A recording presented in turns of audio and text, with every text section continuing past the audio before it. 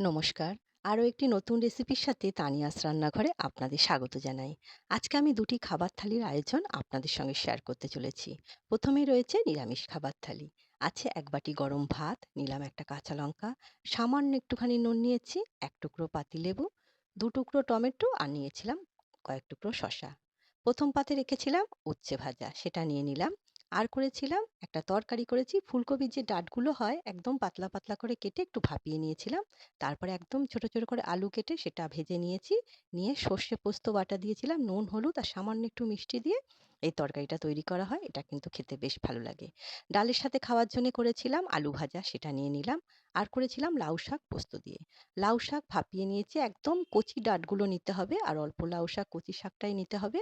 এবার পোস্ত বাটা আর নুন, কাঁচা সর্ষের তেল দিয়ে এটা মাখা হয়। এটা কিন্তু খেতে বেশ ভালো লাগে। আর করেছিলাম ভেজ ডাল। ভেজ ডালের মধ্যে দিয়েছি ফুলকপি, গাজর, টমেটো, কড়াইশুঁটি দিয়ে করা হয়েছে। আদা, জিরে, কাঁচা লঙ্কা বাটা দিয়েছিলাম। আর নামানোর আগে দিয়েছিলাম একটু ঘি গরম মসলা, সেটাও নিয়ে নিলাম।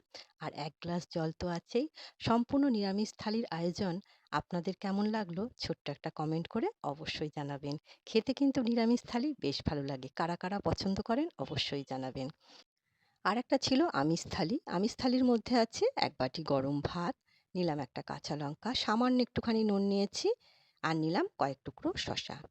করেছিলাম সজনে ফুল ভাজা। সজনে ফুল পরিষ্কার করে ধুয়ে নিয়েছি।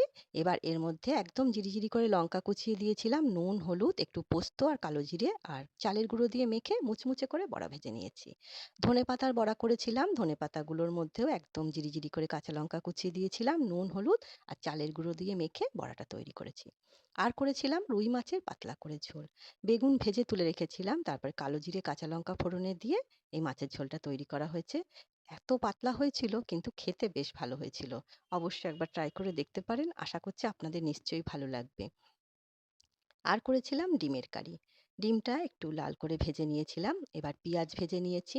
এর মধ্যে কিন্তু গোটা রসুন আমি ফোড়নে দিয়েছিলাম। রসুন বেটেও দিইনি বা থেঁতো করেও দিইনি। আর কাঁচা লঙ্কা, নুন, হলুদ দিয়ে এই ডিমের কারিটা করা হয়েছে। নামানোর আগে একটু গরম মসলা দিয়েছিলাম।